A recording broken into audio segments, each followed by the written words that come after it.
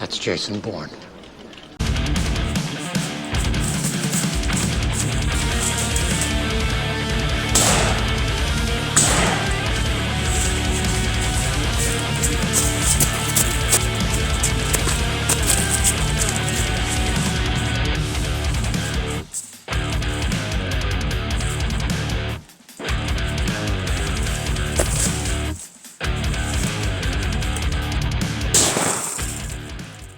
What is up, my felonious YouTube brethren?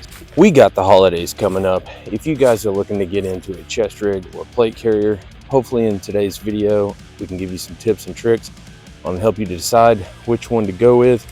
We're also going to talk about guerrilla warfare. No, not that guerrilla. Today's video is all about our boy Ricky Bobby. If you ain't first, you're last.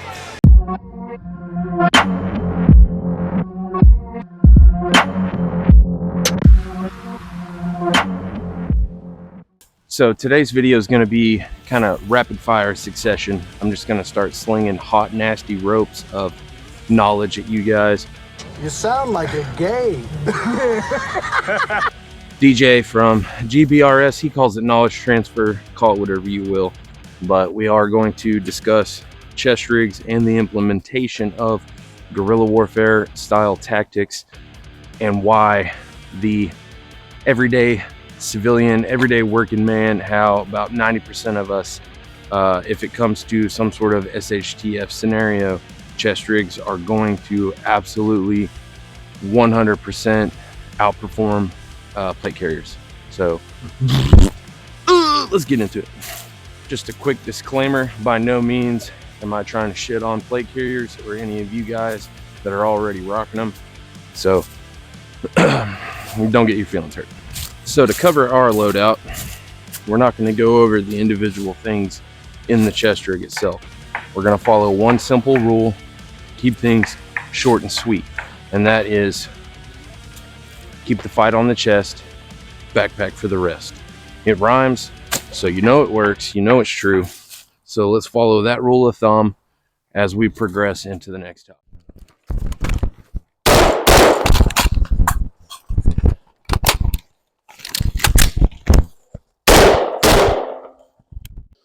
All right, so the main thing I want to emphasize in today's video is speed. Looks like I picked the wrong week to quit amphetamines. Hot, nasty, badass speed, as Colonel Sanders would put it. And not necessarily fine motor movement speed, as in really quick 1R1s or manipulating stuff on your firearms or manipulating your kit super fast. That is important to build your fundamentals on and your foundation of training to get all of that locked into muscle memory. That is 100% vital. But the main thing I want to talk about today is just actual speed with your legs. With your bird legs. I'm pretty sure everybody has heard the term shoot, move, communicate. We all know what that means. So you and your homies for SHTF or whatever the case may be, the government found out that you were harboring illegal squirrels and raccoons and possums in your house, and now they're coming to get it.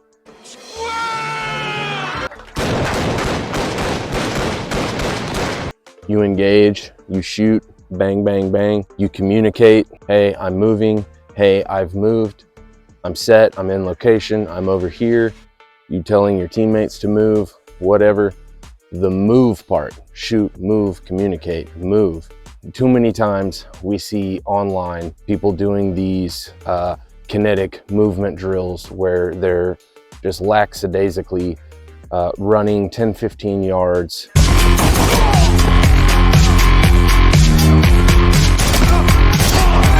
They can barely open up their gate to full throttle into 10-15 yards. And while that is important because it works on your agility and hitting the gas and hitting the brakes and getting into position to shoot, when it comes to actual real live militarized engagements with an adversarial force, that movement needs to be significant And the speed in which you get from A to B, you need to run as if your ass is on fire.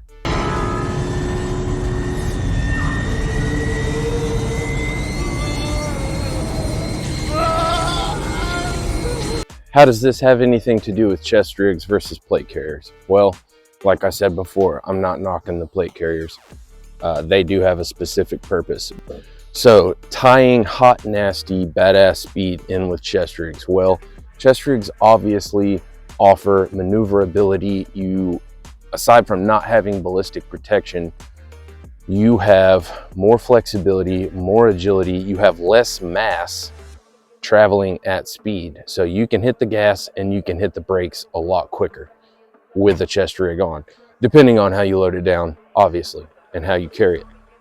To give y'all quantifiable evidence on how the chest rig, in my opinion, is far superior as a piece of fighting kit than a plate carrier, we'll travel back in time. A long, long time ago in a galaxy far, far away, I worked privately contracted security for a nuclear power station that was regulated by the Nuclear Regulatory Commission.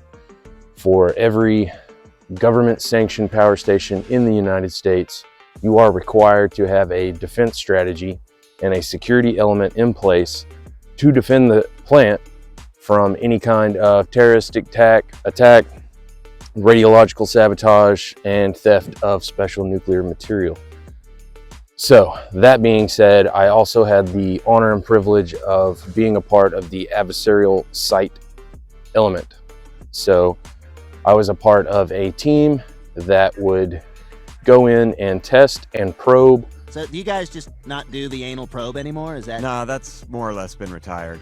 The site's defenses, to run mock drills, to make sure that the site's defense systems and security team were up to par that could attack the plant.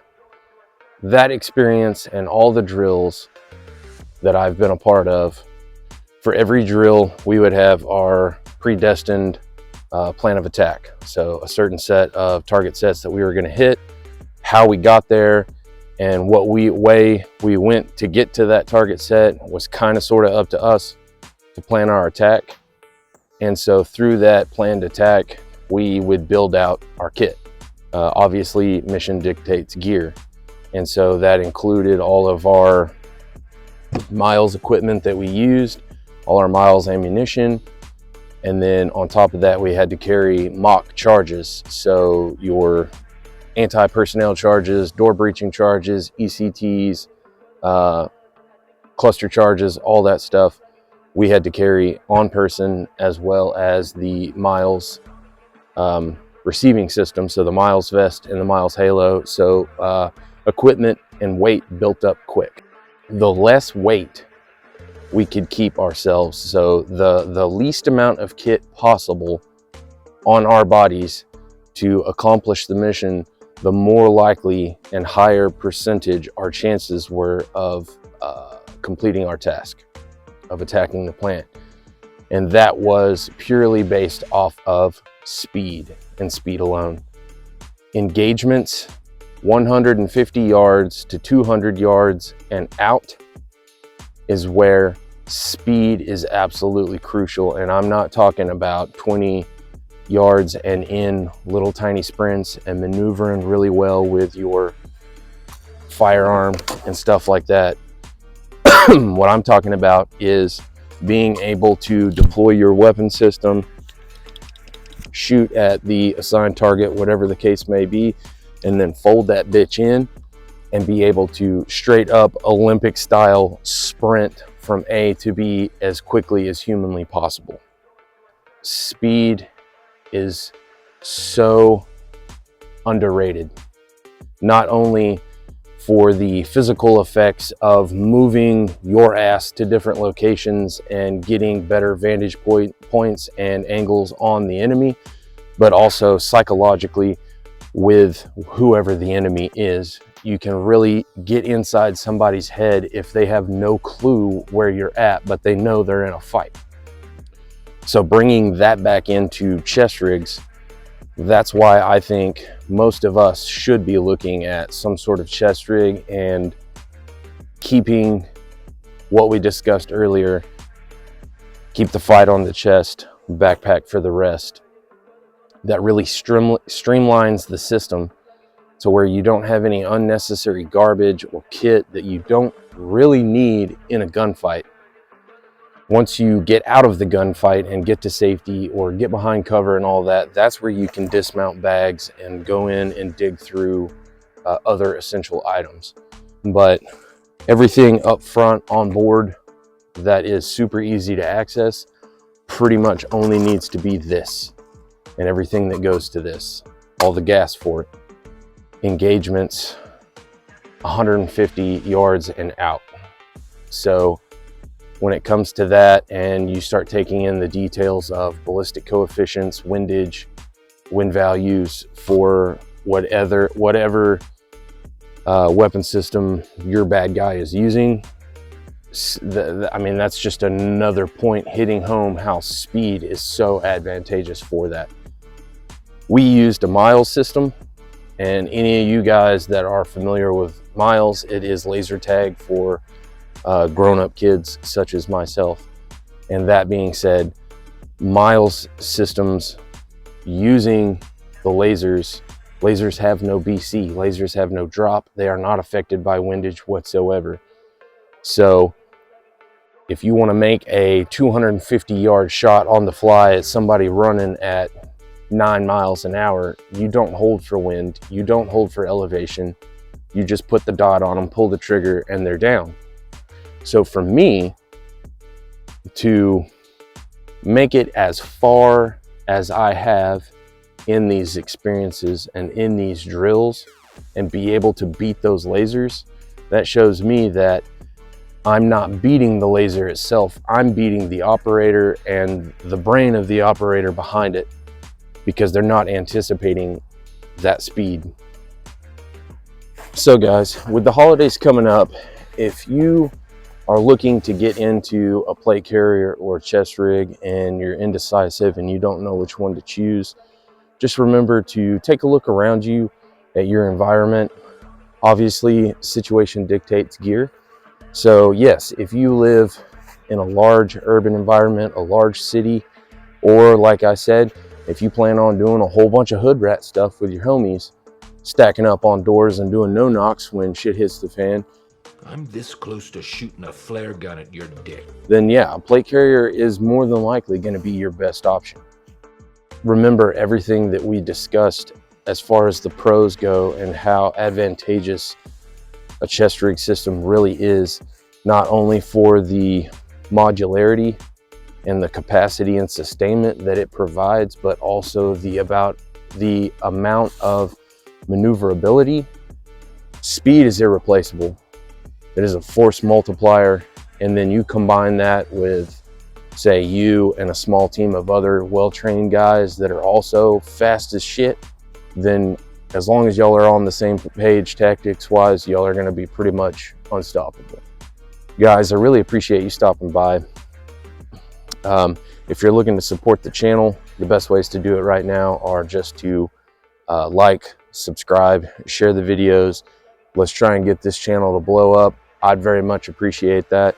We do offer memberships, so behind the scenes and a lot of extra hood rat stuff that I legally cannot show on the main channel, that's over there in the membership.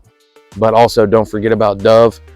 Go over there, check them out, send them some love, and I'd really appreciate it, guys. I'll catch you on the next one. Always push back.